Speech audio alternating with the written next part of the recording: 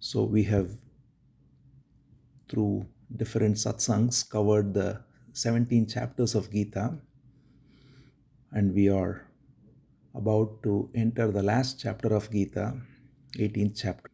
We can just go into the essence of Gita and summarizing what Gita is pointing to, which is all covered in detail in the 18th chapter in an exhaustive manner. So, to first have the context, the very first verse that is chanted says, Parthaya pratibodhitam bhagavata narayanena swayam vyasena gratitham purana munina madhye mahabharate advaitamrita varshinim bhagavatim ashtadashadhyayinim amba tvam anusandadhami bhagavad gite bhavadveshinim. It says Bhagavad Gita is spoken for Parthaya Pratibodhitham. Partha is son of Prithu or son of Kunti, which is Arjuna. Arjuna is the perfect recipient or listener of Gita because he is got all the qualifications necessary for receiving this wisdom. And the most important being the intense calamity he faced. So when we go about life unconsciously,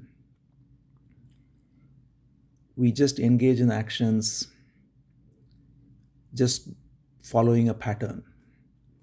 We are just conditioned to follow patterns of action from our childhood by starting from our parents to our teachers to the society, the religion, the nationality. All of this conditions us into a pattern of living. And we just don't inquire into the source of our action, but we just essentially live on a program. The program is running as a conditioned pattern. And there are times it comes to when the conditioned pattern breaks down. But those who are not serious, they either just ignore that kind of calamity by just escaping to their conditioning more strongly, or they escape altogether by going into various forms of escapism, whether it be entertainment, whether it be abuse of substances, or whether it be even philosophies, which are another form of escapism, instead of actually confronting the real problem, which is how to live. So any other form of mental abstraction is only an escapism as much as all other forms of escapism are.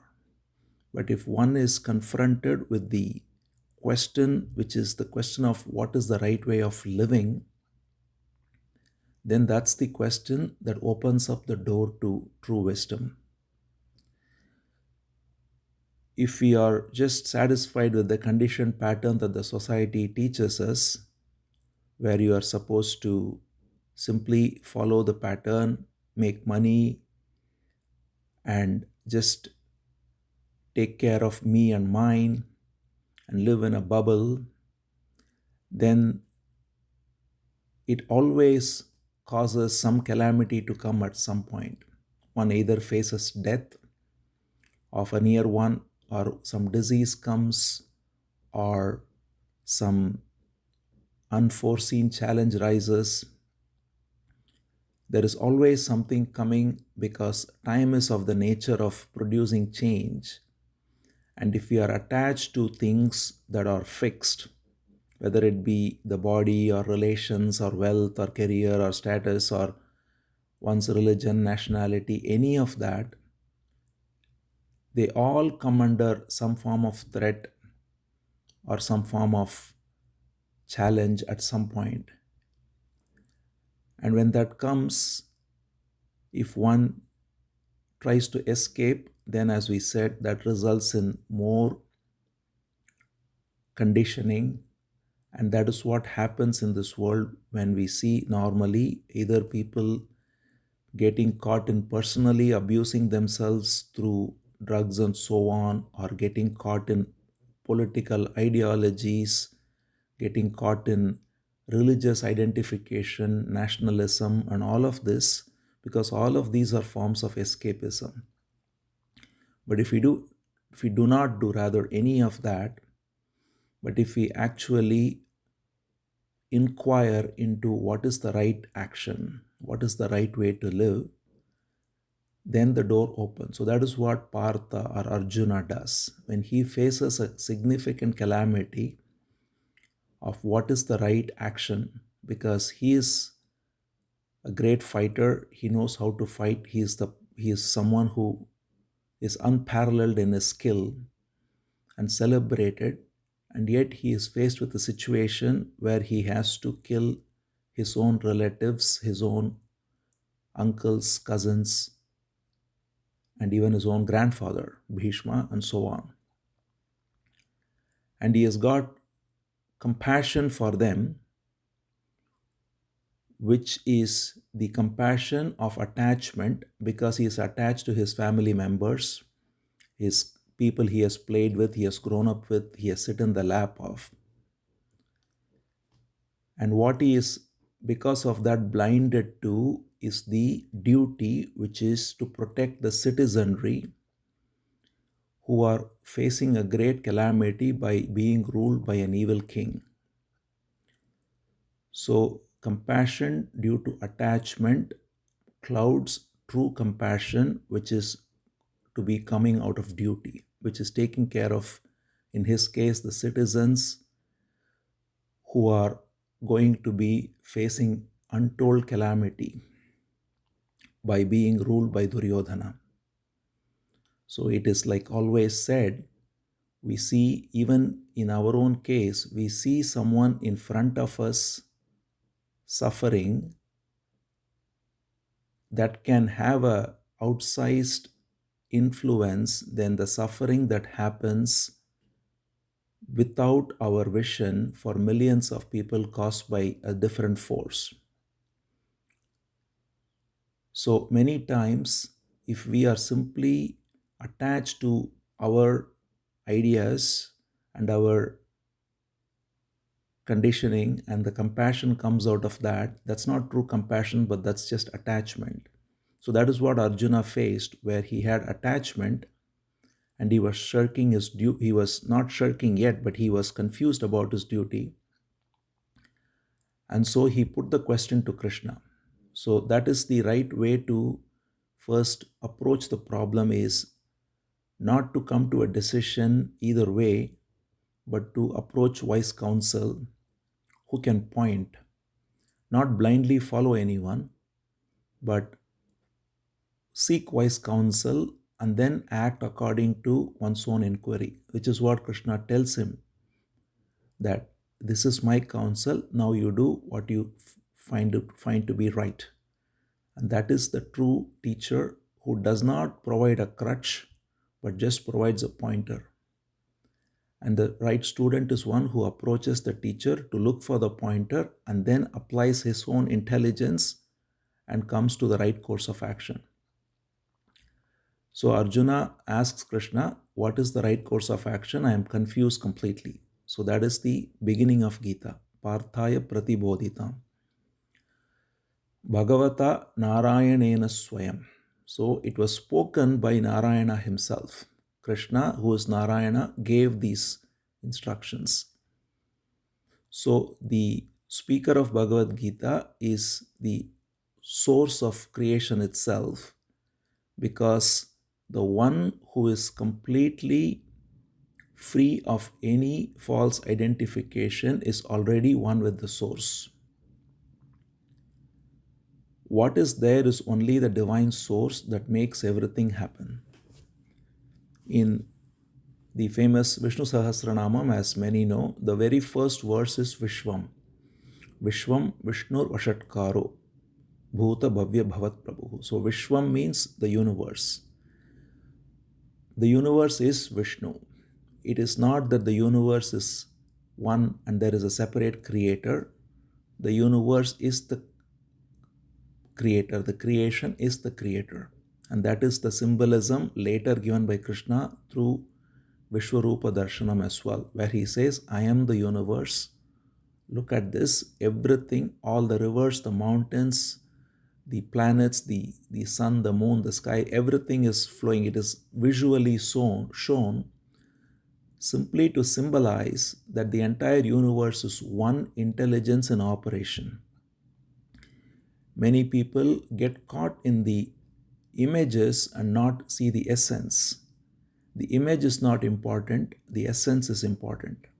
The essence is to reveal that the universe is one unitary movement of intelligence. That unitary movement of intelligence is what we call as Bhagavan, or the cosmic being, or the supreme being. So that intelligence, when it is not caught in the partial identification with me and mine, already is one with the source.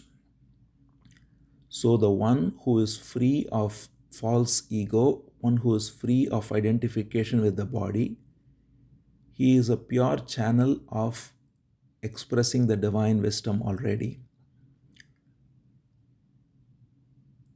And in the case of Krishna, of course, Krishna being the avatar, he was ever one with the divine. He was the divine. And therefore, he spoke these words directly as the source of creation, source of sustenance, source of dissolution, as all there is. So that is the speaker of Bhagavad Gita, Bhagavata Narayanena Swayam.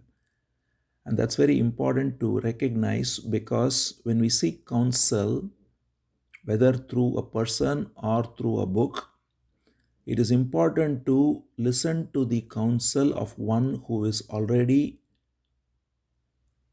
free of this conditioning and not speaking from any conditioning.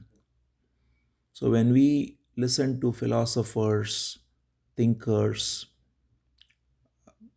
people who are sometimes even well read and have done inquiry into many things, but yet they are still partially caught in their ego. They have conditioning, whether it be sectarian identification or any kind of partial identification. They may even be saintly, but they may still not be free entirely of the ego. So that is in fact the difference between a saint and a sage. A saint may be one who is very sincere, who is free of many of the negative qualities, who is living a very saintly life. And yet he is not entirely free of the ego, because he is still a seeker at some level. Whereas the sage is one who is completely free of any identification whatsoever and totally one with the source. So when we listen to a true sage, then we actually listen to the source. So when we read a book as well, or when we listen to anyone, when we listen to the words of the sage, or when we are inquiring together into the words of the sage, then we are directly inquiring into the source of wisdom itself. So that's why Krishna speaking Bhagavad Gita is very important as the speaker. And it was recorded by Vyasa, who is himself a great sage. Vyasena Gratitham Purana Munina Madhye Mahabharate. So he is an important sage, the most important sage, in fact, in the Vedic lineage because he organized, assorted, and systematized the Vedas. He authored many Puranas, the most famous being Srimad Bhagavatam, and he had great, not only great erudition, but great wisdom. So he is the one who authored it. And what does Bhagavad Gita give? It says Advaitamrita Varshini. It pours down the nectar of Advaita, non-duality. So that is the essence of Gita. Non-duality is the nectar that pours forth. What is non-duality? Non-duality is not some philosophy to be understood. It's not some experience to be had. It's a direct recognition that there is nobody here other than the one cosmic intelligence, which is all there is. It is a simple and direct pointer if we only let go of the attempt to figure it out, understand, experience, conceptualize all of that. Because we take ourselves to be a finite being, identified with the body and the mind and the memories as me. And then we contemplate upon God, upon the infinite, either accepting it, denying it, believing in it, disbelieving in it. All of these dualities are there only from the standpoint of the finite being. But we don't question who this finite being is. When we actually look at it, then we come to the recognition that the finite is the infinite. There is nothing finite separately, but it's only the infinite expressing itself as finite in millions of forms. And we can look into this very directly by even seeing at a very simple level the very expression of existence as the body even. The body functions with tremendous intelligence which the so-called me has no access to. How the eyes see an object is itself a miracle that we take for granted and we simply say, I see. There is no I seeing at all. There is only the I seeing, EYE sees, but the capital I doesn't see. We think I see, but actually the seeing happens through a tremendous intelligence on its own. When the eyes open, immediately the vision happens, the light hits the retina, the optical nerves are activated, the image is formed, the recognition happens through memory, and we have vision. And instead of recognizing the great miracle of this, we simply think I am seeing, and then I get so caught up, identified with the sense of me, taking ownership of even a simple act of seeing. Same is true with hearing, smelling, tasting, touching. All the five senses, they operate with tremendous intelligence at the cellular level, at every organ's level, and as a system together. And there is nobody here making all this happen. It all happens by one intelligence, which is what we call divine. The body digesting food happens by the divine intelligence. The activities of the body, every thought happens only by the same divine intelligence. Memory functions through the divine intelligence. Everything, the way the brain functions, the way memories are recorded, the way they are accessed, all of this happens through the same divine intelligence. And same with speech, words come out, language is stored, they form sentences, all of this happens and actions happen. So everything at the manifest level is happening on its own through a set of factors which are all expressions of the cosmic intelligence. But the other aspect of this intelligence is this sense of me, which also is an expression of the same intelligence, which is what we call Maya, because that gives the false notion that I am perceiving, I am acting, I am knowing, I am experiencing. The I comes as this source of illusion, which is what we call Maya, to masquerade and hijack the activities of the body and mind as the personal agent of perception and action. The truth is, there is no personal agent of perception or action.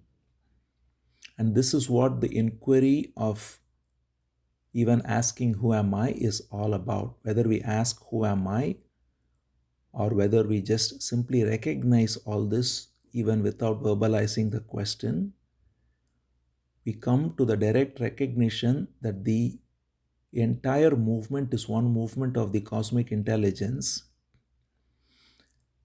And as long as I take myself to be a finite being, I can never understand the infinite, because by definition, the finite is part of the infinite. So the part can never experience the whole. The part is the whole.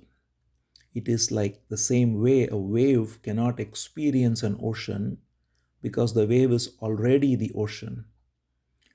So the very idea of trying to understand, experience, know, all of this comes out of the illusion of the separate seeker, separate experiencer.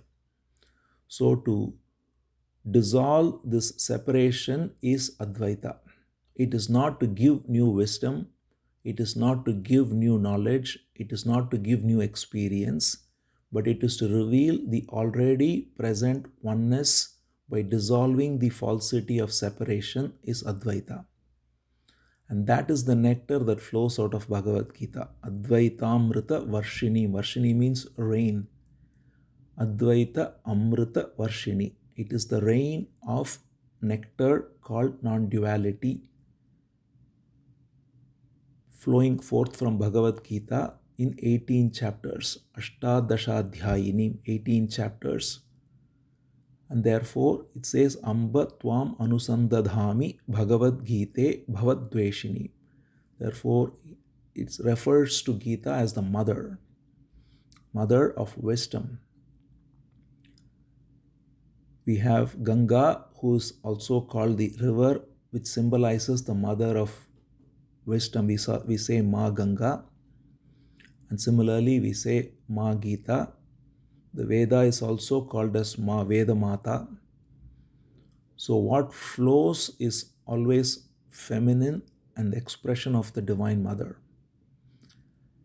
Just like rivers are all divine, called feminine names because they are flowing gracefully. And similarly, Gita is the flow of grace. And anything that flows gracefully is symbolized as feminine. So she is referred to as Amba. Amba means, O Mother, Gita, I inquire into you, Anusandadhami. See, it's very beautiful. It doesn't say, I simply follow you. I inquire into you. I study you. Bhagavad Gita, Bhavadveshini, because you remove the disease of becoming. It's a very beautiful expression. Bhava Dveshini. Bhava means becoming. Bhavati means to become. Bhavishya means future. All of this comes from the same root bhava. So that's why bhava is also referred to as the cycle of birth and death. Because bhava simply means becoming in Sanskrit. And the ending of becoming is wisdom. Because becoming is only due to false identification with the ego. Becoming is only in the realm of outer phenomena. The body becomes young or becomes then middle age, becomes old. The mind, let's say, does not know a skill, becomes good at that skill. One does not know how to, let's say, do a particular activity, the mind can become good at that activity. So becoming is only in the realm of outer activities that which change through time basically. Becoming is nothing but time. So time and becoming are one and the same, and it is inescapable in the realm of what is manifest. Everything that manifests becomes and eventually unbecomes as well. But that which is falsely identified with becoming is what causes suffering. We create a fictitious entity called me, and we think I am becoming through the movement of the body and the mind. We say, I am becoming young, I am becoming old, I am becoming healthy, I am becoming sick, I am becoming smart, I am becoming dumb. Whatever we say, the I we are superimposing on the activity of the body. And when we say mind, it's really the body. The mind is not something separate, but it's only an activity of the brain. So, the activity of the body at all levels, the physical, the energetic, which is called prana, the mind, which is the activity of the brain cells and how it taps into knowledge, the activity of intelligence, which is the ability to discern, all of this are essentially called body. So that's why the body is referred to as Panchakosha, five sheets, because all of these are essentially just the body at various levels of subtlety. The physical gross body is the most tangible, and then there is the energy, the mind, the intelligence, but all of these are nothing but an expression of the body. And that body, which is the seat of all these activities, is always going through becoming at all levels. But we create a false fictitious entity called me and identify as the one who is becoming. So we take false ownership of activities and we identify with it, and we therefore go through suffering. So the removal of that becoming is removal of suffering, which is why it's called Bhavadveshini. So this is the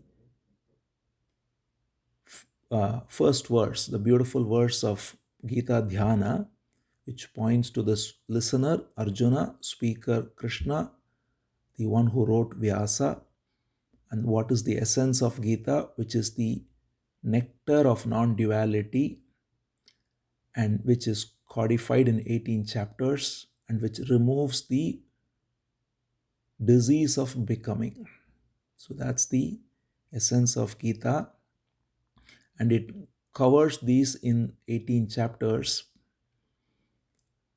And we have seen over a period of time, and many are also familiar with the chapters of Gita.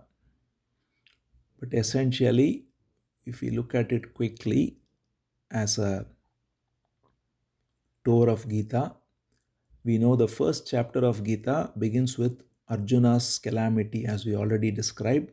He describes his calamity and how he seeks counsel from Krishna. Krishna begins his instructions in the second chapter by revealing directly the highest wisdom. See, there is no steps to recognizing the truth, because the first step is the last step. And that is why Krishna begins the Gita with the direct and highest wisdom, that there is no such thing as a separate self. There is only the one divine self, which is all there is. And every action happens through the intelligence of this one divine self. And the pure self is unaffected, whatever happens.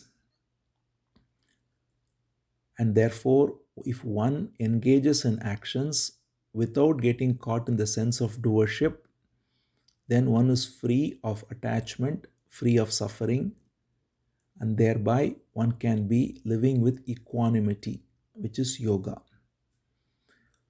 So Krishna gives this entire instruction in the second chapter itself. That's why second chapter is also considered the summary of Gita, because there Krishna gives the entire summary of Gita, the self-knowledge and the right action which goes with it. We many times think of them as separate yogas, like called as Jnana Yoga, Bhakti Yoga, Karma Yoga. But in reality, they are pointing to the same truth from different perspectives. So, Jnana Yoga is the recognition that there is only one divine intelligence that operates. Bhakti Yoga is to be therefore fully surrendered, not as the me surrendering to someone, but letting go of the false idea of me is true surrender. To recognize that nothing happens other than the one divine mover making things happen. That is surrender. And Karma Yoga truly, therefore, is to be free of the false sense of doership. So they are all pointing to the same truth from different angles. And all of this is given in summary in the second chapter. Then Krishna takes Arjuna through more detailed description of all of these aspects of inquiry, surrender, and right action. And true inquiry leads one to recognizing what is right action and leads to surrender. And this is what is pointed to in the next three chapters, third and fourth chapter and fifth chapter, which are about Karma Yoga, and related to that Karma Sannyasa Yoga, and so on. All of them refer to being free of the sense of doership. And that requires one to meditate upon it, and that meditation is covered in the sixth chapter as Dhyana, which is to contemplate seriously on all these questions. Meditation is not just simply sitting with eyes closed. It can be with eyes closed or eyes open, but it is about being very alert, aware, and not getting caught in false identification, and inquiring into the nature of self. And it has certain disciplines which are essential, which are also described. So, for instance, having the right posture, having the right breathing, having the right food, all of these are very important, because if we are not sitting in the right posture, if our breathing is not clear, if our spine is not straight, if we are slouching, if the body is not having optimal energy, then one does not have the vitality to inquire. And therefore, all of these are essential. So, all of these are described. And then Krishna brings forth the beautiful topic of death, in fact, in the eighth chapter, where he talks about how dying to the false idea of me is true wisdom. So we don't have to know the art of living if we know the art of dying. Every moment when we engage in action, when we perceive something and act, this happens, as we already said, through divine intelligence. But after perception and action happens, we register it as me doing it or me experiencing it. To not register but to simply die to it is wisdom. That is the true art of living, which is the art of dying.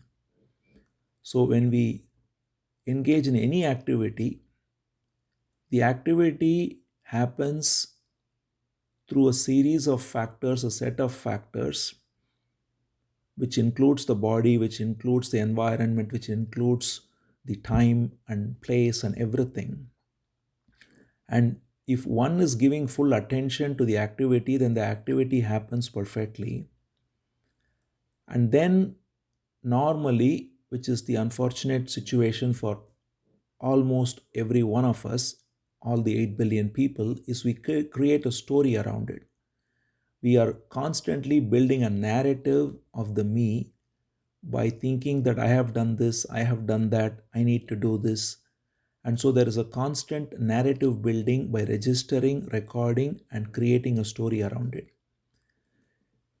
If we don't do that, then we are already free. So that freedom is available to us every moment if we are simply totally alert and not registering and recording anything as me. Things happen perfectly as ordained with our full attention. And when we give full attention, which is true love, and act with complete responsibility, and the action is over, then we simply drop it. There is no need to reminisce over it, to contemplate about it, to think I have done this, to consider it my experience, nothing. Even when we sit in meditation, let's say there is a great moment of silence, just drop it, right? If we think I had this silent experience and I had stillness, then the mind wants to create that as a memory and then wants to recreate that. I want to seek that again. So, at any level, whether it be silence, whether it be activity, whether it be joy, whether it be sorrow, anything happens on its own. So, if we simply drop it after it happens, and that dropping is dying to the false self, which is what Krishna points to. And then he reveals the Vishwarupa Darshana, the famous symbolic vision of showing that everything is the divine. The whole universe is the divine. There is nothing other than the divine. God alone is. So every opulence, which is called as Vibhuti, is all coming forth from the same divine. The great trees, the great mountains, the great fish, the animals. So that's why he points out everything: the lion, the shark, the banyan tree, the Himalayas, the rivers, the people, the archers, the scholars, the sages. Everyone comes forth from the same one source. So the divine opulence is what manifests as everyone and everything. And recognizing that leads us to devotion, which is bhakti. Devotion is nothing but love that is free of any separate self. When we try to figure it out, this non duality, as a knowledge or as an experience, it never works. So, Krishna, that's why, wants in the 12th chapter that do not try to contemplate on the unmanifest, but simply surrender to the unmanifest. Because surrendering to the unmanifest is true freedom from the false self. As long as we retain the sense of self and try to experience it or understand it, acquire knowledge about it, read how many ever books on it, listen to whatever discourses, it never seems to be within our grasp.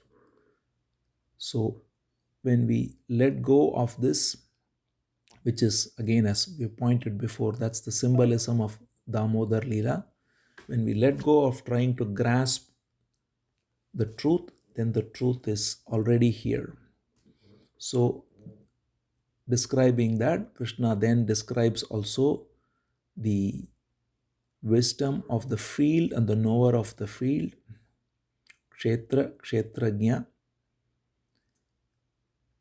The field is the body, as already pointed out, which is including all the various aspects of the body, including the energy, the mind, and all that. And the knower of the field is the light that illuminates it, the intelligence that makes everything happen. And by recognizing this, we come to the recognition of the Supreme Being, which is Purushottama. Purushottama means the Supreme Being. We recognize the Supreme Being as the one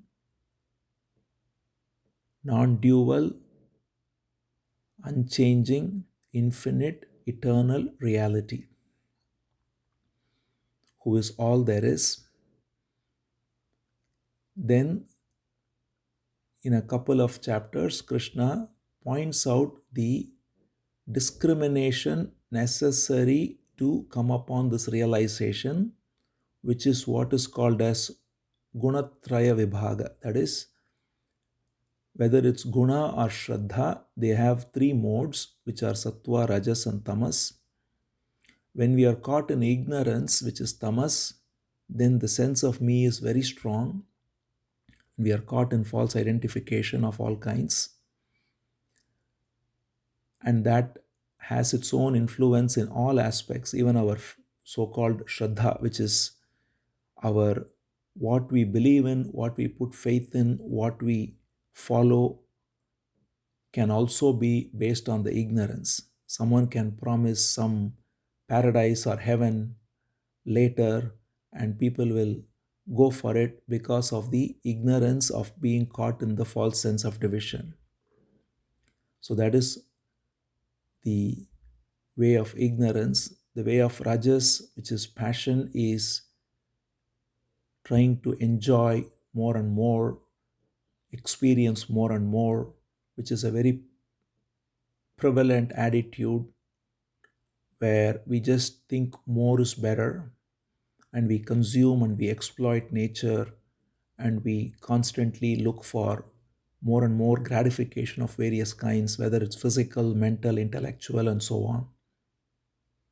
So, being discerning and free of these kinds of ways of living, ascending to sattva. Sattva means living with composure, poise, and peace, and recognizing that less is more, not being acquisitive either outwardly or inwardly, but living minimally, living simply, as the Vedic dictum of simple living and high thinking, engaging only in activities that are necessary to keep the body going, and otherwise engage in contemplation and in sharing of it. The human expression is especially very beautiful in that we are able to contemplate and be free of this false identification. And so, to live and to share this wisdom is the highest purpose of human life. When we have time, if we are engaging the time in simply accruing either money or power, all for the false me, then we are literally wasting away the human life. But if we engage our time in contemplating and sharing this wisdom, that is the greatest service we can offer, because humanity, as we can see, suffers at every level because of this false ego. Whether it be a conflict between two people in the house, or two nations, or two religions, all of this are rooted in the same false ego. Identifying with me as an image built over time, and identifying the other person as an image, and trying to use the other person to bolster my image and getting offended when they are not. This is how conflicts happen between two people. And the same conflict happens between two religions, where I'm having an image that this is my religion, this is my God, and this is my idea of heaven. And another religion comes and says, no, something else is God, something else is paradise. And then, because my image is threatened by their image, I either have to attack them or fight with them. So, this is how fights between religions happen. So, the same image building of the ego, which is creating a fictional story of the me, which is imagined to be traveling through time. This imagination of becoming is what is the root of all conflicts at all levels.